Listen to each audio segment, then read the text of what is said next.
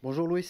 Avant de parler de Nantes, je voulais savoir comment vous avez vécu cette semaine qui a suivi la gifle que vous avez reçue contre Paris.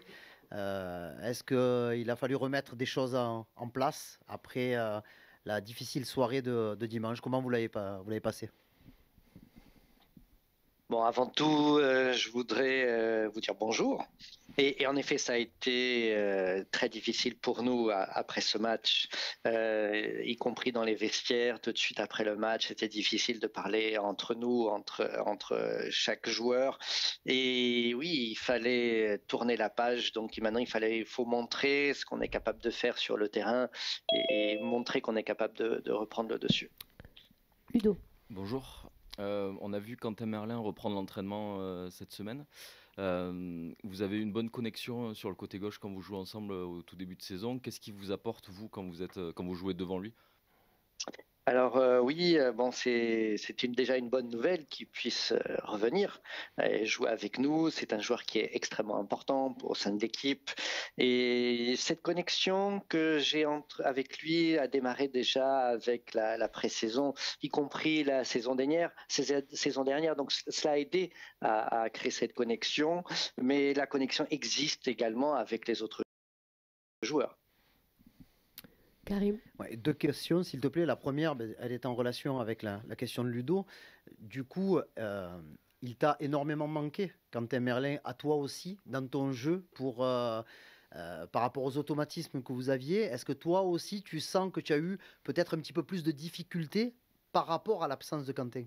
Comme je l'ai déjà dit, la connexion, elle existe avec tous les joueurs, pas que seulement avec Quentin Merlin. Et oui, il faut pas oublier non plus que j'ai changé un petit peu ma position par rapport au début de saison ou la saison dernière.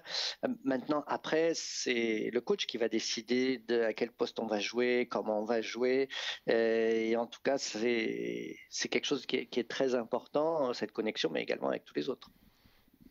Et justement, par rapport à ta nouvelle position sur le terrain, depuis quelques mois maintenant, on t'a vu pendant la préparation et même la saison dernière déjà, tu avais opéré une petite mutation.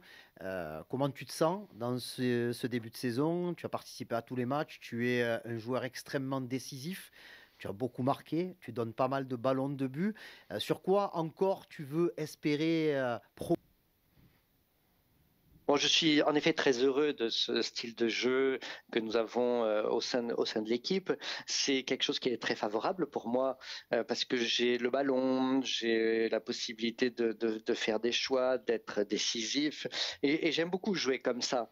Et j'espère en tout cas, au niveau de ma progression, que je puisse marquer plus de buts, que je puisse faire plus de passes D et donner le maximum, bien entendu, à l'Olympique de Marseille. Rudy. Bonjour Louis. Depuis le début de la saison, on le voit, hein, il y a beaucoup d'absents, beaucoup de blessés. L'équipe a du mal à se mettre en place, a du mal à mettre un 11 type. Est-ce que c'est un problème pour vous, pour les automatismes, etc. Est-ce que vous avez du mal à trouver ces automatismes-là, à trouver une équipe vraiment type avec laquelle jouer? Oui, c'est extrêmement embêtant d'avoir des blessés au sein d'une équipe, au sein d'un effectif. Alors par rapport à ces questions, peut-être ce sera le coach qui pourra peut-être mieux vous répondre pour vous dire exactement le rôle de chacun et le manque que cela peut faire en ayant des joueurs blessés sur le terrain. Mais oui, et ce qu'on doit faire nous de notre côté, c'est essayer de donner encore plus sur le terrain, essayer de travailler encore plus, courir plus pour essayer de boucher les trous, de boucher les manques qui peuvent exister au sein de l'effectif. Jade. Bonjour Louis. Bonjour. Tu fais un bon début de saison, on te sent en confiance, tu as été passeur décisif, tu as été buteur, mais on te sent encore un peu timide offensivement. Comment tu expliques que tu ne sois pas plus percutant? Oui, en effet, je peux peut-être prendre plus de risques. C'est peut-être ce que je pourrais faire. C'est ce que je suis en train d'essayer de faire à l'entraînement. Après, il va falloir montrer cela sur le terrain. Donc oui, il va falloir que je sois plus décisif et que je montre plus sur le terrain. Karim. Je reviens avec deux questions. On va pas faire un bilan parce que c'est déjà trop tôt. mais on a quand même l'impression que vous êtes bien plus à l'aise pour l'instant à l'extérieur en termes de résultats qu'à domicile. Vous marquez beaucoup de buts, vous prenez beaucoup de points. Comment toi tu vois ça? Est-ce que tu es d'accord avec ce que je dis ou c'est juste le hasard des adversaires et des matchs qui fait que vous êtes plus performant à l'extérieur? Oui, vous avez raison. En effet, nous marquons plus de buts, nous avons plus de victoires à l'extérieur.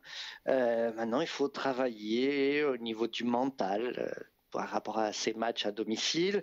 Il y a peut-être une certaine anxiété que nous avons à domicile. Nous avons les attentes de nos supporters. Donc peut-être ça a un rôle à jouer, mais il faut qu'on travaille plus. Il va falloir qu'on soit plus concentré. Il va falloir qu'on donne plus à domicile pour pouvoir gagner et répondre aux attentes de nos supporters. Alors justement, après la défaite concédée contre le PSG, là vous avez un déplacement, donc c'est plutôt une bonne nouvelle, à Nantes, une équipe qui est pas réputée pour être pour prendre trop de points à domicile. Comment vous avez préparé ce match et comment tu vois cette opposition à Nantes? Oui, nous avons en effet face à nous une équipe qui est très difficile à jouer quand elle joue à domicile, et surtout après la défaite que nous avons eue au match précédent, il fallait être totalement focus sur ce match suivant de l'équipe de Nantes, et il fallait chercher à travailler, que ce soit mentalement, que ce soit physiquement, pour pouvoir obtenir cette victoire. Bruno. Oui, Louise, bonjour. Justement, est-ce que tu estimes que vous devez une revanche et que vous devez une revanche aux supporters après le non-match face à Paris? Et à quel point il est très important de réagir de suite pour ne pas laisser peut-être le doute s'immiscer, s'installer? Oui, en effet. Nous devons donner une réponse le plus rapidement possible, et pas que seulement pour nos supporters, mais également pour nous-mêmes, pour qu'on puisse gagner en confiance et montrer que nous avons un objectif pour cette saison, et montrer également que cela ne va pas avoir un impact. Donc il faut oublier ce qui s'est passé, il faut tourner la page, et maintenant il va falloir donner le tout pour les matchs suivants. Et j'ai une question sur la sélection brésilienne. Tu es encore un jeune joueur, mais quel est ton rapport à cette sélection-là? Est-ce un rêve comme pour tout Brésilien? Tu es l'un des Brésiliens les plus décisifs dans les championnats européens qui comptent.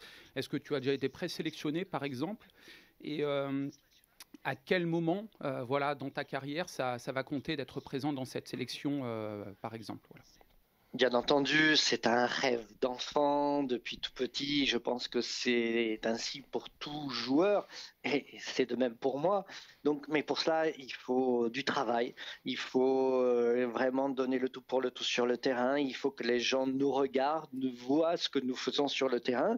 Et après, oui, c'est avec tout cela que l'on peut peut-être aspirer à jouer en équipe nationale de la sélection du Brésil. Et oui, c'est ce que j'aspire un jour. Karim. Encore deux questions. Sur ton positionnement et ton jeu par rapport à ce que te demande le coach de Zerbi. Les derniers matchs, tu les as joués essentiellement sur le côté gauche. Qu'est-ce qu'on te demande en matière de pressing et de replacement défensif? Parce qu'au départ, tu es un attaquant de formation. Donc, j'aimerais savoir un petit peu comment tu t'adaptes à toutes les tâches défensives qui te sont demandées.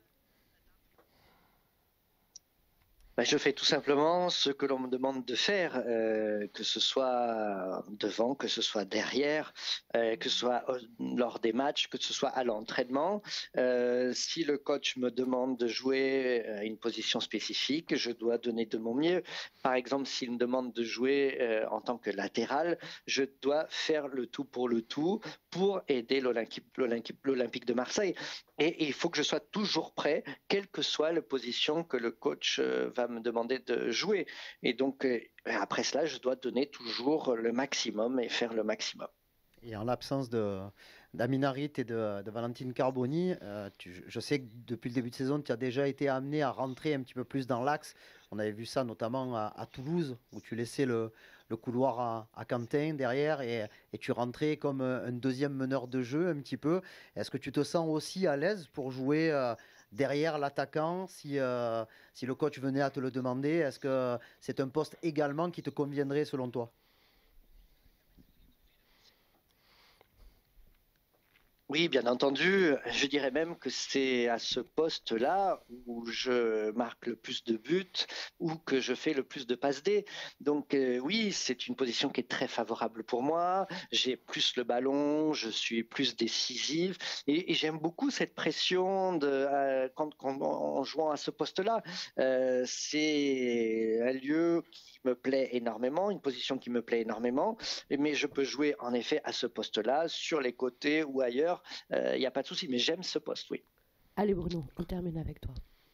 On a senti l'entraîneur, le coach, vraiment pas content après le match contre Paris, à chaud. Est-ce qu'il a été différent cette semaine dans le discours, dans la proximité avec vous? Est-ce qu'il a été plus dur dans ses propos, dans les entraînements, voilà, pour vous réveiller, vous secouer un peu? Oui, bien entendu, il était extrêmement embêté, mais nous aussi, après ce match-là. Mais lui, peut-être un peu plus. Il nous avait donné sa confiance, il y avait tout un travail qui a été réalisé tout au fil de la semaine.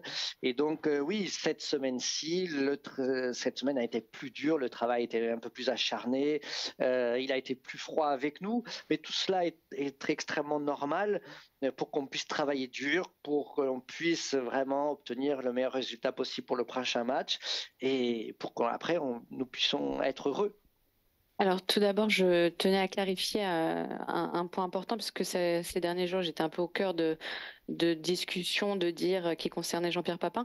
Je m'excuse de ne pas parler votre langue, je vais essayer vraiment d'être le plus précis possible parce que je tiens à dire que cela est absolument faux. Ce sont des propos qui sont complètement inventés. J'ai toujours eu un très bon rapport avec Jean-Pierre Papin.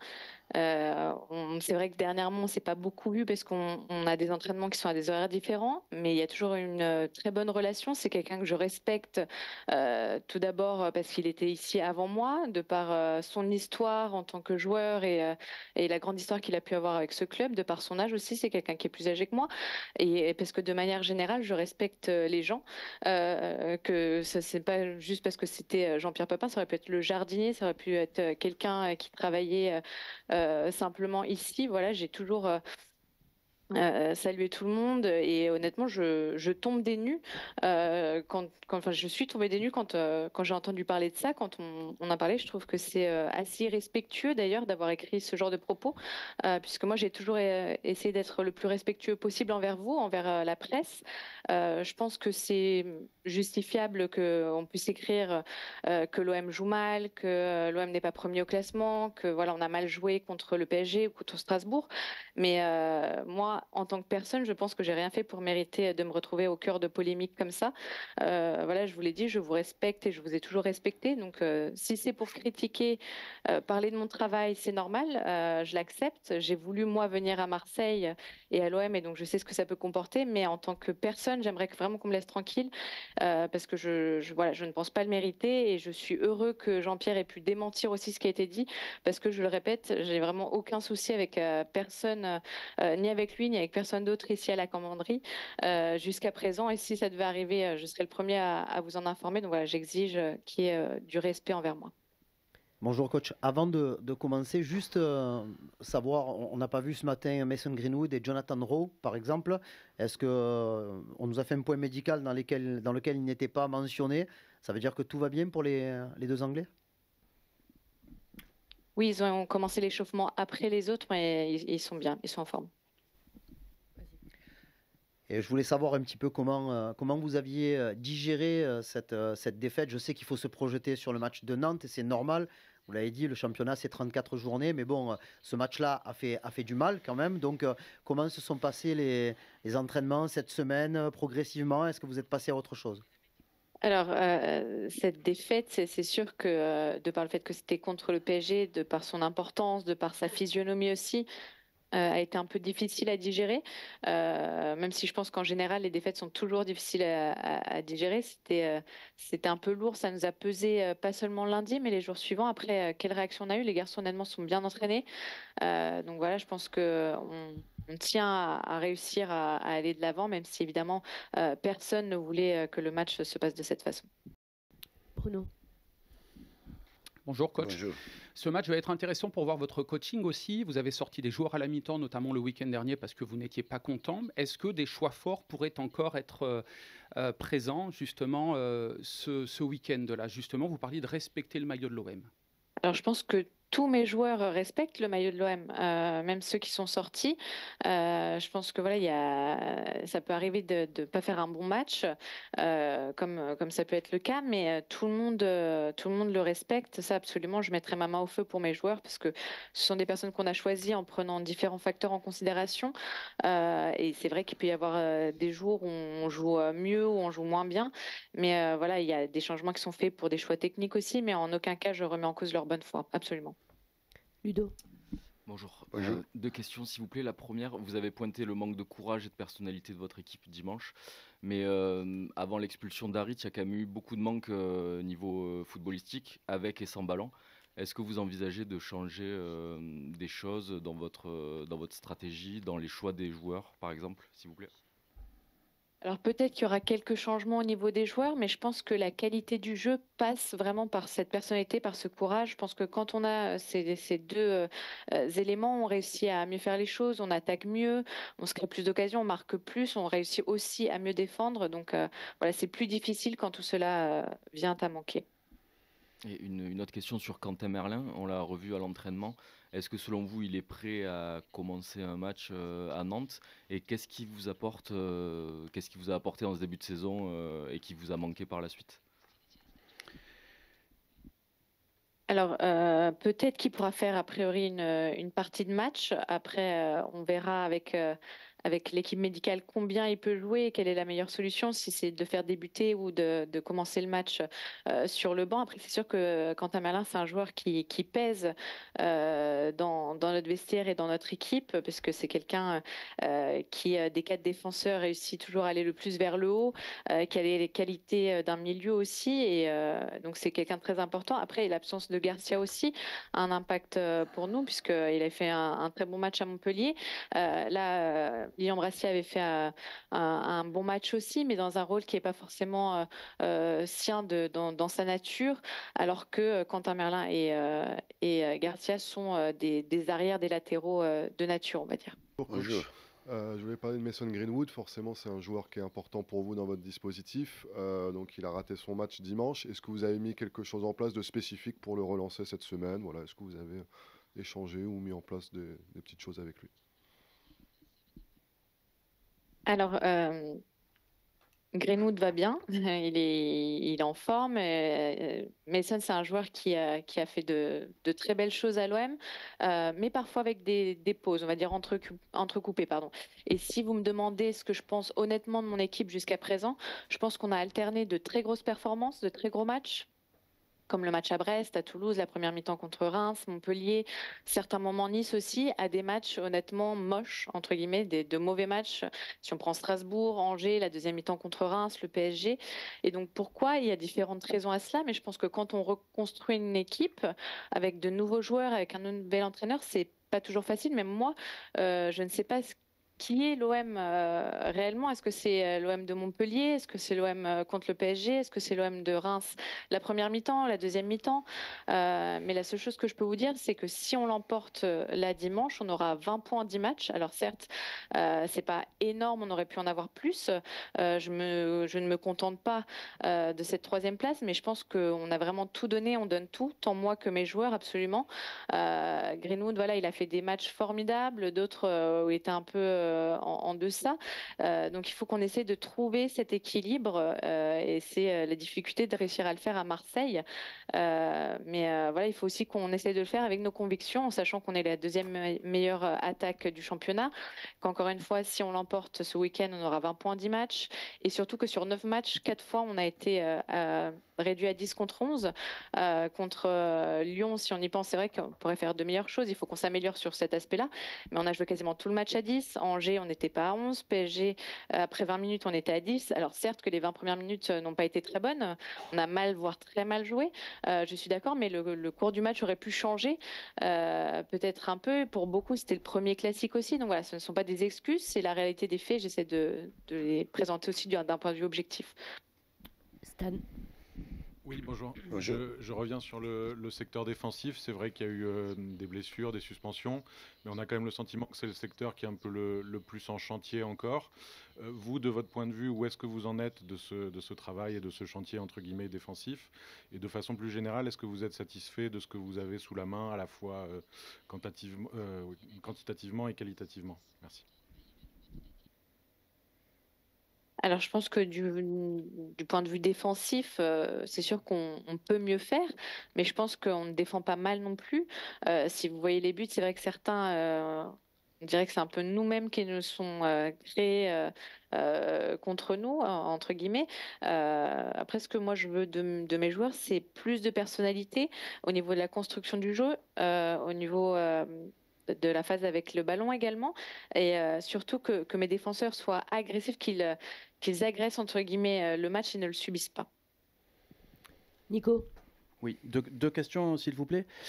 Suite à cette défaite là, contre Paris, est-ce que ce soit pour vous, pour le groupe, pour les supporters, pour la situation comptable, vous diriez qu'il y a une forme d'urgence à l'emporter à Nantes, au sens où comme ça on est sûr que la situation ne se tende pas?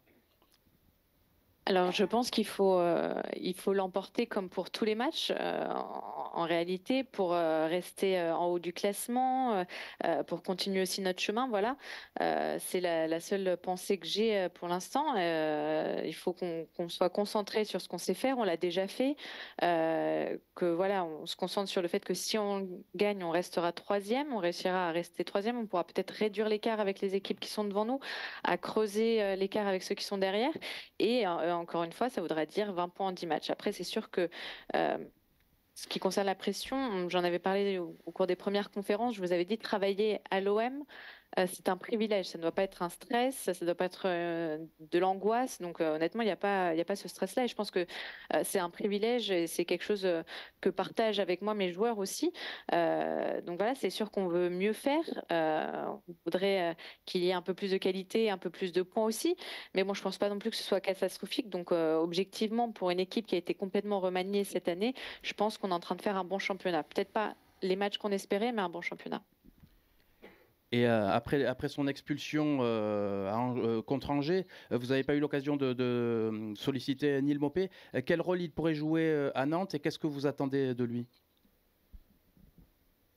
Alors, Neil Maupay, c'est évidemment un joueur expert, un joueur expérimenté avec du caractère. C'est une garantie, entre guillemets, puisque tu sais ce qu'il peut te donner, ce qu'il peut t'apporter. Donc, il sera sûrement des nôtres. Voilà, ce week-end, c'est un joueur important. Mais après, il faut toujours voir match après match et surtout voir ce qu'un joueur peut t'apporter à un moment donné sur le terrain. Gilliane. Bonjour. Bonjour. Valentin Rongier a très peu joué depuis le début de saison. Je voudrais savoir ce que vous pensez de lui et qu'est-ce qui lui manque pour entrer un peu plus dans la rotation, dans le 11 ou en tout cas rentrer en cours de match.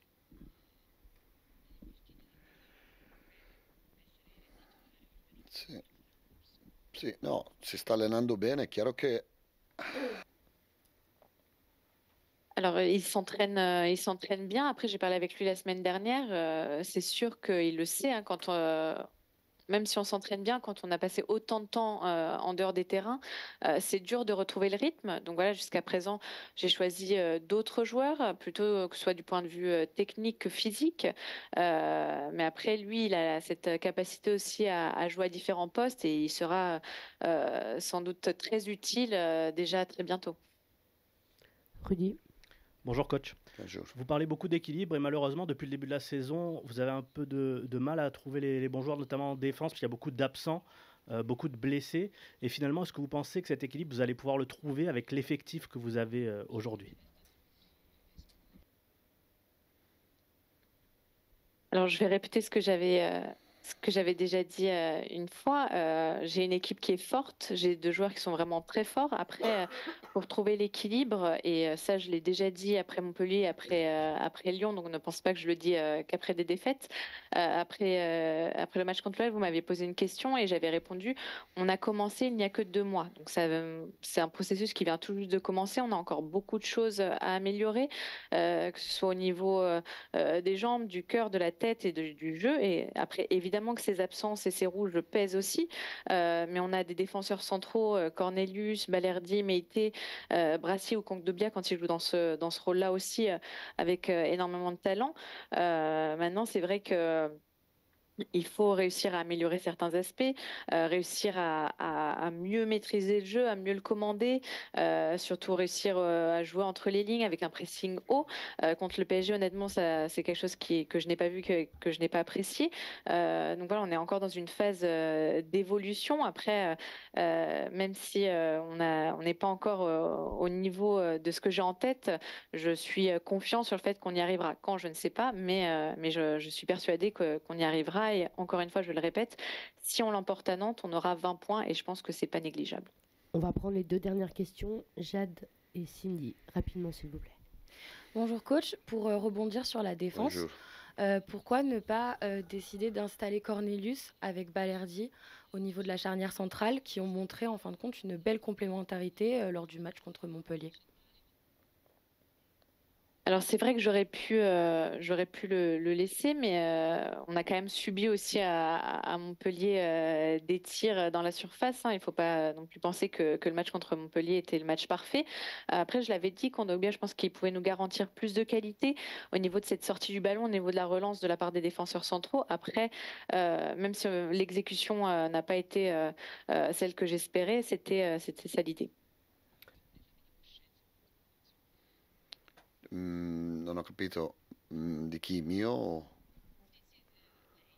Ah, vabbè, sempre ci mancherebbe.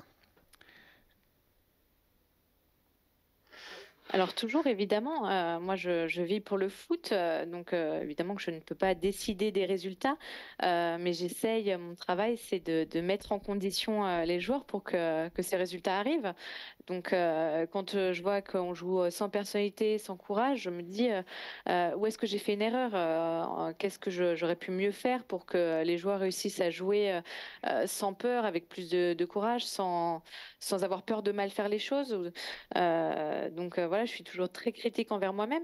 Je l'avais dit en début de saison, l'OM c'est un défi pour moi. Donc je pense qu'en ce sens-là, j'ai encore plus de responsabilités. C'est quelque chose qui me pousse vraiment, mais je n'ai jamais peur parce que on m'a appris que quand on a bonne conscience, il ne faut pas avoir peur. Donc voilà, je sais qu'évidemment on peut encore grandir, et progresser en tant qu'équipe au niveau du jeu, au niveau de la mentalité, et ça passe par moi également. Donc absolument, je pense que on peut même dire que je suis le premier à me remettre toujours en question.